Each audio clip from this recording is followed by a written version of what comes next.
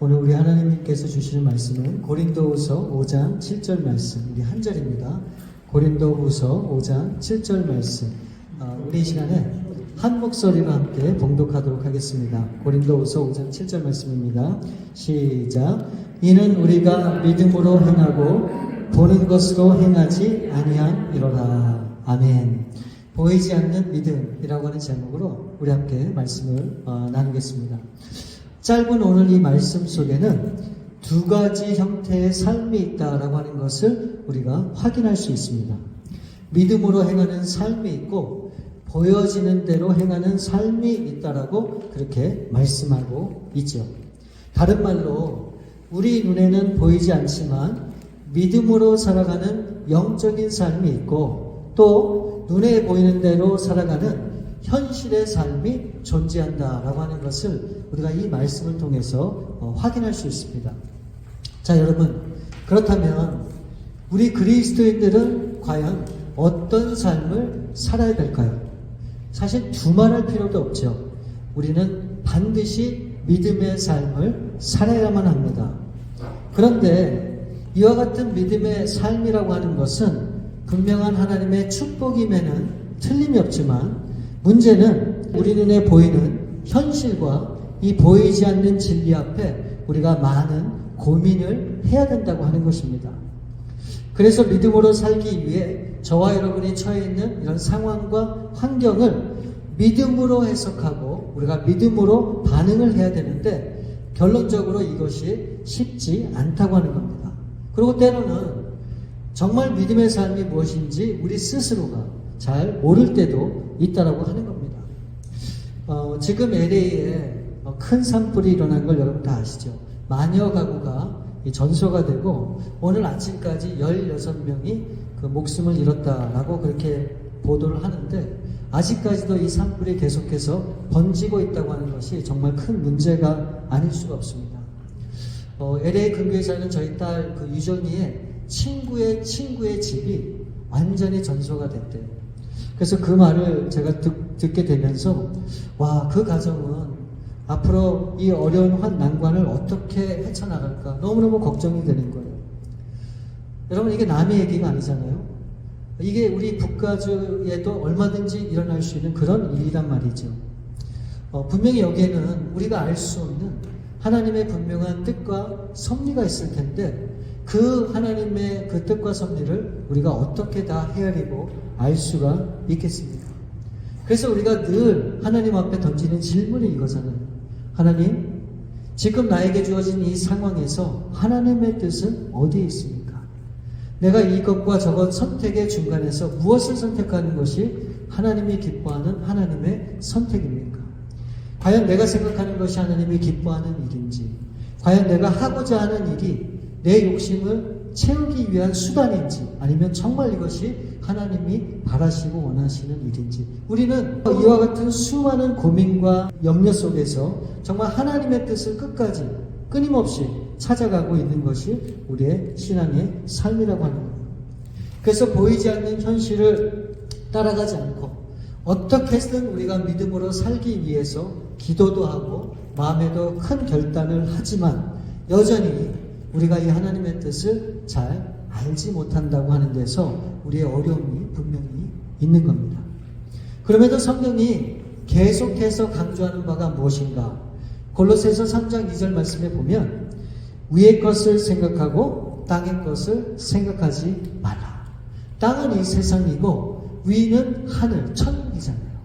이 땅에 살면서 이 땅의 것에 집착하지 말고 저 위를 보고 계속해서 위의 것을 추구하라고 그렇게 말씀하고 있어요. 또 로마서 12장 2절 말씀에 보면 너희는 이 세대를 본받지 말고 오직 마음을 새롭게 함으로 변화를 받아 하나님의 선하시고 기뻐하시고 온전하신 뜻이 무엇인지 분별하도록 하라. 눈에 보이는 현실만을 쫓지 말고 하나님의 뜻 안에서 진리의 삶을 따라가기 위해서 우리가 반드시 믿음의 삶을 살아야 될 것이다 라고 그렇게 이 로마서에서 말씀하고 있습니다. 어저께 우리 토요일 아침에 이제 묵상을 하는데 마침 여호수아서 8장을 우리가 묵상을 했거든요. 근데 제가 너무너무 큰 은혜를 받았어요. 그리고 많은 깨달음이 있었어요. 그래서 잠시 그걸 나누려고 그래요. 여러분, 이 여호수아서 이제 6장부터 쭉 보게 되면 어떤 내용이 나오냐면, 이 여호수아와 갈렙이 이끄는 이스라엘이 드디어 가나안 땅에 들어가서 첫 번째 관문인 여리고성을 만나게 됩니다. 결코 쉽지 않은 전쟁이 예고됐지만 하나님께서 이 여호수아에게 이렇게 말씀을 하세요. 하루에 한 번씩 성을 6일 동안 돌고 마지막 7일째는 7번을 돌라. 그래서 이 여호수아가 그 백성들과 함께 첫날 한 번 돌고 여섯째 날까지 이렇게 한 번씩 다 돌았어요. 그리고 7일째 되는 날 말씀대로 7번을 돌고 제사장이 나팔을 불 때 큰 소리를 지를 때 어떤 일이 일어나는가? 믿기지 않는 기적 같은 일이 벌어져요. 그렇게 큰 소리로 부르짖었을 때 그 견고하고 튼튼한 그 여리고성이 와르르르 무너지게 되는 거예요. 정말 이와 같은 경험을 하면서 여호수아 백성들은 하나님이 하셨구나 라고 하는 것을 분명히 경험하고 보게 되죠. 자, 그러고 이어서 두 번째 성을 이제 쳐들어가야 되는데 바로 그 성이 아이성이에요. 근데 첫 번째와 달리 여호수아가 어떻게 하는가? 그 아이성에 그 정탐할 사람들을 보내게 돼요. 그래서 그 사람들이 아이성에 가서 정탐을 하고 돌아와서 이제 여호수아에게 보고하기를, 아이성에 가 보니까 이 성은 굉장히 규모도 작고 우리가 볼 때 한 2,000명에서 3,000명만 가면 우리가 충분히 이 성을 공략하고 우리가 정복할 수 있을 것이다 라고 여호수아에게 그렇게 이야기를 합니다. 그럴 때 이 여호수아는 이들의 말을 듣고 3,000명만 보냈는데 어떻게 됐을까요? 결론이 이 아이성을 성공하지 못하고 완전히 패하고 정복에 실패하고 맙니다. 하나님께서 패할 수밖에 없는 원인을 이 여호수아에게 알려줘요. 그 원인은 아간이라고 하는 사람 때문이라는 거예요. 그 아간이 죄를 지었다고 그렇게 이 여호수아에게 하나님이 알려주셨어요. 어떤 죄를 지었는가? 첫 번째 여리고성을 정복을 하고 이제 거기 있는 모든 그 전리품이 있잖아요. 그것을 하나님이 뭐라고 말씀하셨냐면, 너희들 그 성에 있는 어떤 거 하나라도 취하지 말고 있는 모든 것, 사람이건 짐승이건 뭐 물건이건 어떤 것도 남기지 말고 모든 것을 어떻게 해요? 다 하나님 앞에 드리라고 했어요. 그런데 이 아간이라고 하는 사람이 가서 보니까 좋은 것들이 막 널려져 있는 거예요. 그래서 아름다운 외투 한 벌과 금과 은을 살짝 취해서 그것을 숨겨뒀어요. 결국 이 아간의 죄 때문에 이 아이성에서 너희들이 패배할 수밖에 없었다라고 하는 것을 우리 하나님께서 말씀해 주세요. 그래서 결국 어떻게 합니까? 그 아간의 죄를 묻고 돌로 쳐서 그 아간을 죽여버립니다. 그러고 나서 다시 아이성에 가서 이제 공격을 했을 때 그 아이성을 차지하게 돼요.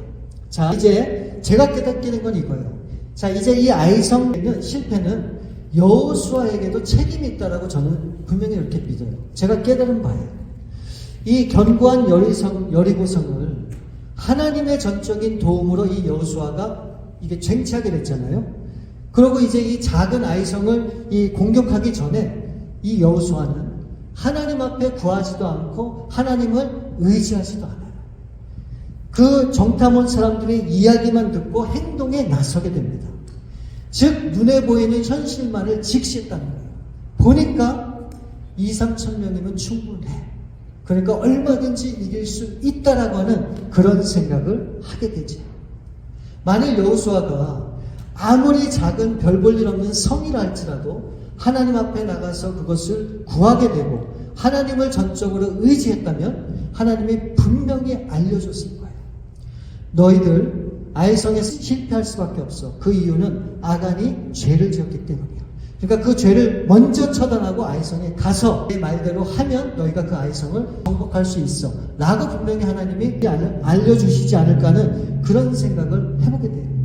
그러면 이 아간의 죄를 묻고 그를 처단하고 그러고 아이성을 쳐들어갔으면 처음과 같이 실패 안 하고 분명히 그 성을 분명히 쟁취하고 정복할 수 있었을 거라고 하는 그런 생각이 들었어요. 근데 이 여호수아가 어떻게 합니까? 여리고성을 들어갈 때는 전적으로 하나님만 바라보고 의지했는데 이 별 볼 일 없는 작은 성, 이거는 내가 할 수 있어 라고 생각을 하고 하나님을 전적으로 의지하지 않았던 거예요. 주어진 현실만 보니까 얼마든지 이길 수 있어 라고 장담하고 3,000명만 보낸 겁니다. 그래서 결국 어떻게 돼요? 이 아이성에서 실패하게 된 것이죠. 우리도 그렇습니다. 우리 눈에 보이는 것만을 생각하고 우리가 그렇게 이 땅을 우리가 살아가게 되면 어쩌면 우리도 이 여호수아를 반복하게 될 것이다 라고 하는 그런 생각이 분명히 들어요. 여러분, 아무리 작은 일이고 하나님 없이 내가 할 수 있는 일이라 할지라도 우리는 어떻게 해야 되는가? 우리는 하나님 앞에 나가서 그것을 묻고 하나님의 뜻이 어디 있는지를 확인하고 그렇게 살아가는 삶이 필요한 거예요. 여러분, 어떤 내가 할 수 없는 큰 일은 하나님 앞에 구하고 내가 충분히 감당할 수 있는 나의 일은 내가 하고, 여러분, 이것은 올바른 신앙생활의 모습이 절대로 아니에요. 아무리 작은 거라 할지라도 하나님과 함께 그 모든 것을 우리가 해나가는 것이 그것이 진정한 신앙인의 모습이라고 저는 분명히 믿어요. 그렇기 때문에 우리의 작은 믿음이, 우리의 작은 결심과 우리의 작은 행동이 결국 하나님의 놀라운 일을 만들어간다고 하는 사실을 아셔야 돼요. 그렇기 때문에 여러분들의 작은 기도, 한마디의 그런 간절한 바람, 여러분들의 작은 행동, 그런 것들이 아무것도 아닌 것이 절대로 아니에요. 그런 것들이 놀라운 하나님의 역사를 이뤄간다고 하는 사실을 우리가 꼭 마음에 새겨야 되는 거예요.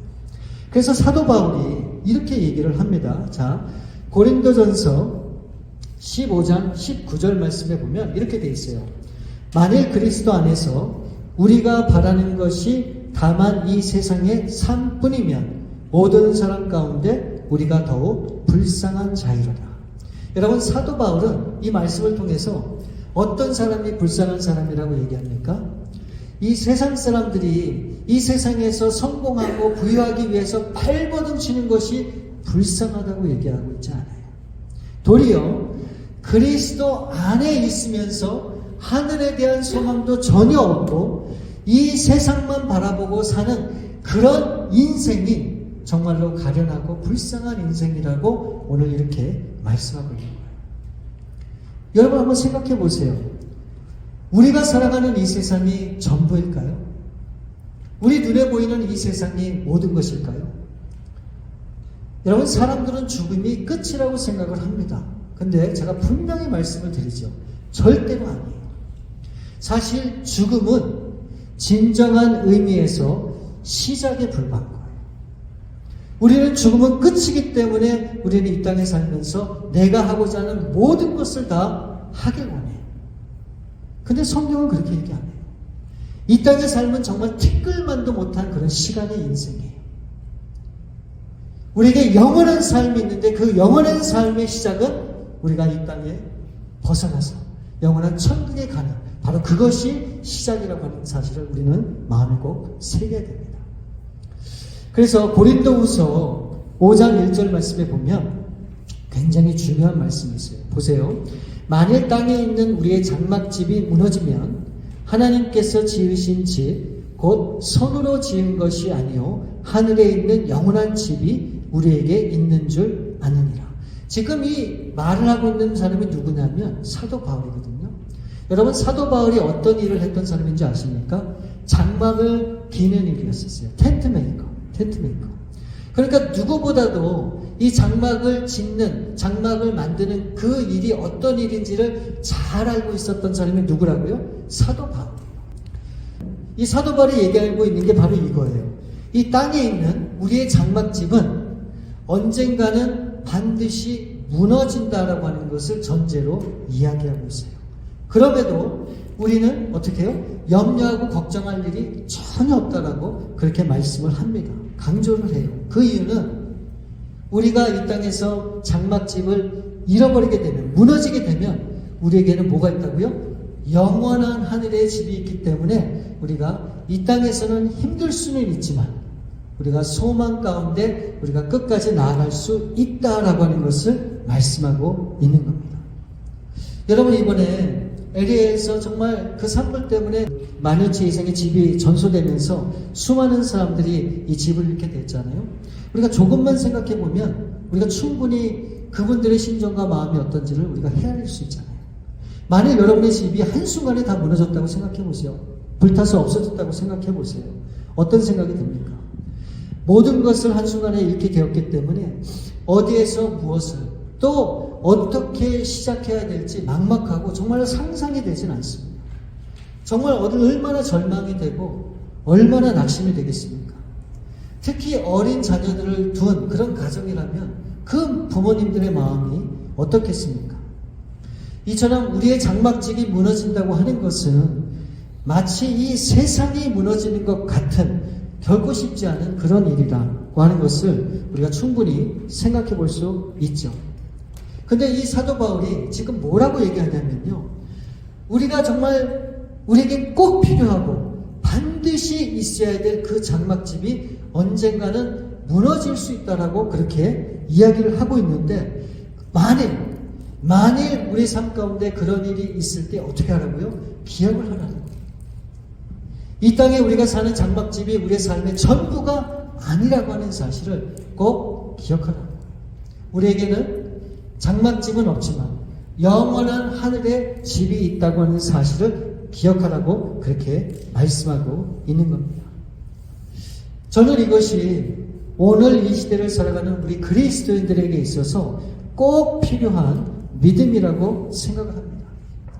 그러니까 이 하늘에 대한 소망을 갖는 것, 이것이 있어야 우리가 조금이라도 견디고 이기고 우리가 앞으로 나아갈 수 있기 때문에 그렇습니다.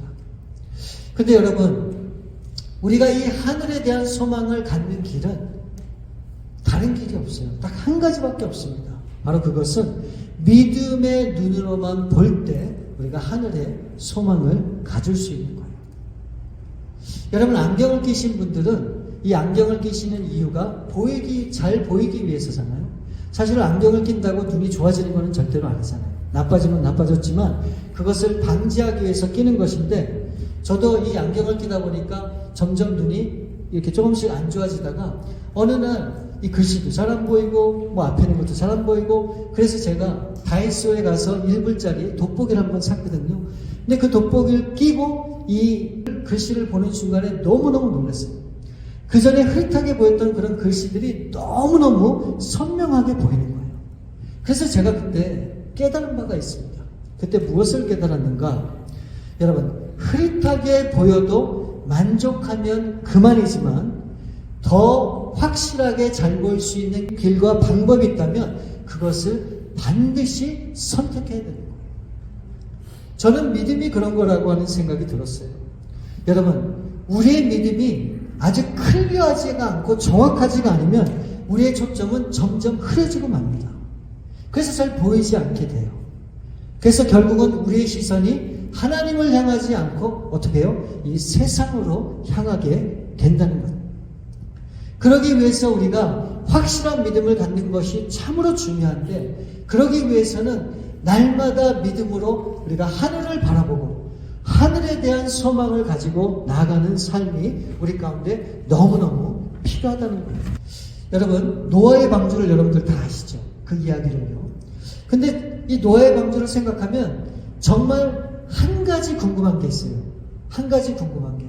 여러분들은 이걸 생각해 보셨을 거라고 저도 믿지만 그 궁금한 것은 바로 이거예요. 왜 하나님께서 이 방주를 평지가 아니고 육지가 아니고 산 꼭대기에 지으라고 말씀을 하셨을까? 여러분 생각해 보셨어요? 여러분, 배를 짓는다고 하는 것은 어디다가 지어야 되는 게 맞습니까?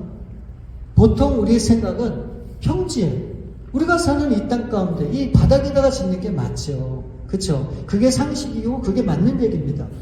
비가 많이 와서 물이 차고 넘칠 때 결국 땅에 짓던 산에 짓던 물이 차서 배가 떠오를 거 아니에요. 그럼 결국 배는 뜰 거란 말이죠. 그러면은 땅에 짓나 산 꼭대기에 짓나 뭐가 틀린 겁니까? 근데 왜 하나님께서 노아와 그 가족들에게 이 방주를 산 꼭대기에 지으라고 하셔서 이 노아와 가족들이 그렇게 힘들게 이 배를 짓는 일에 수고를 했어야만 됩니까? 여러분, 왜 그렇다고 생각하십니까? 혹시 분명한 여러분 이유를 아세요? 저는 그 분명한 이유를 알아요. 하나님께서 왜 이 땅이 아니고 산 꼭대기에 방주를 지으라고 고집하셨는지 그 이유를 분명히 알아요. 이 방주는 우리가 생각하는 그런 평범한 배가 아니에요. 이 방주는 믿음으로 지어진 배이기 때문에 그래요. 여러분 생각해 보세요.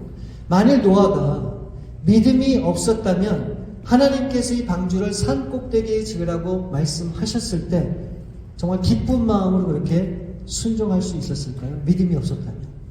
어쩌면 처음에는 할 수 있을지 모르죠.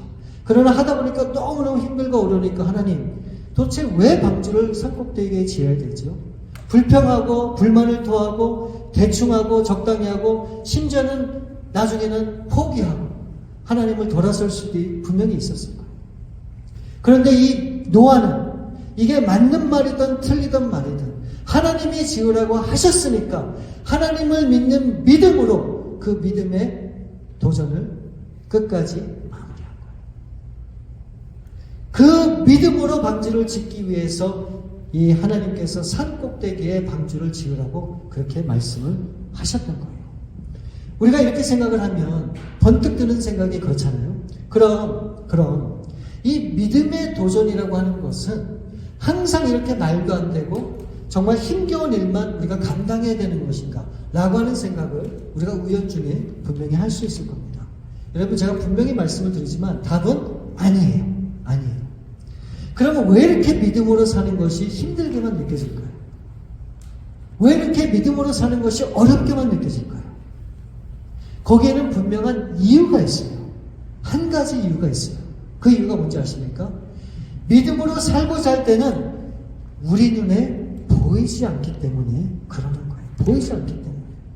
여러분 만일 우리가 믿음으로 사는 것이 100% 우리 가운데 보인다 그러면 우리가 믿음으로 살자 할 사람이 누가 있겠습니까? 분명히 성령의 믿음으로 살면 그에 상응하는 하나님의 상급을 주시겠다 그랬잖아요. 내가 이만큼 믿음으로 살면 이와 같은 상급이 분명히 개런티 되어 있고 보여지는데 그렇게 살자 할 사람이 누가 있겠습니까? 그렇지 않아요?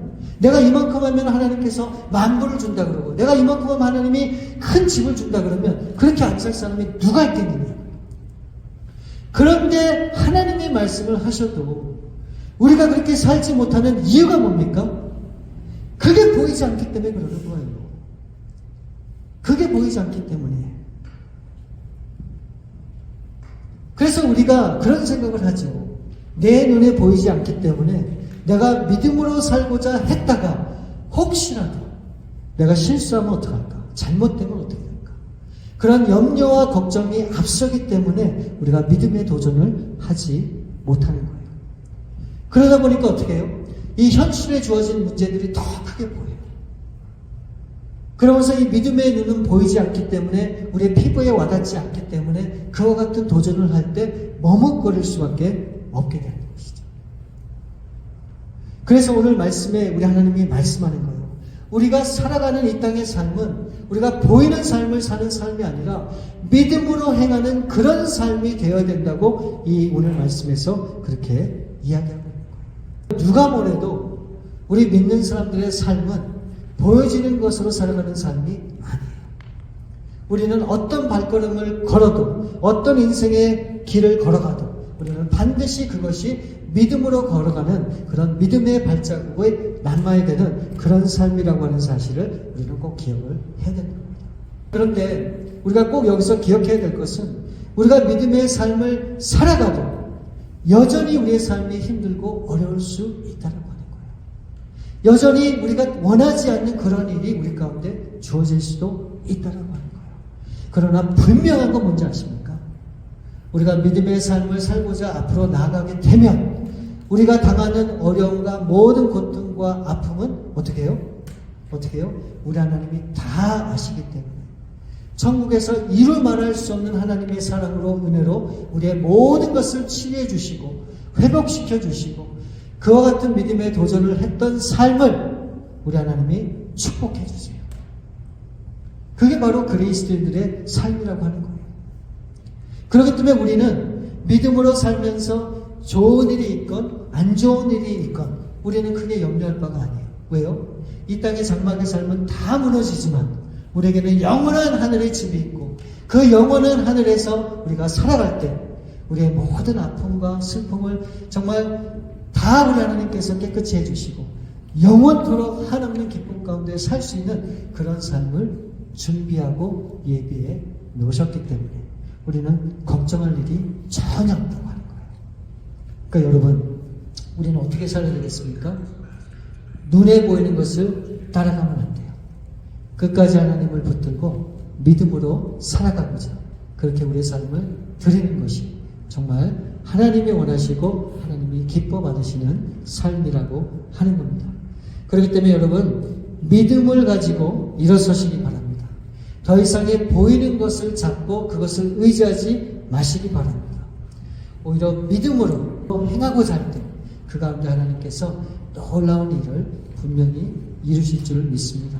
그래서 우리 2025년도도 정말 이 믿음으로 행하여 우리가 나아갈 때 정말 우리의 삶을 통해 때를 따라 주시는 그런 하나님의 놀라운 은혜가 분명히 있으리라 믿습니다. 그와 같은 삶을 사시는 저와 여러분들 될 수 있기를 우리 주님의 이름으로 축원을 드립니다. 이 시간에 우리 함께 기도하는 그런 시간 갖기를 원합니다. 여러분, 믿음은 보이지 않는 거예요.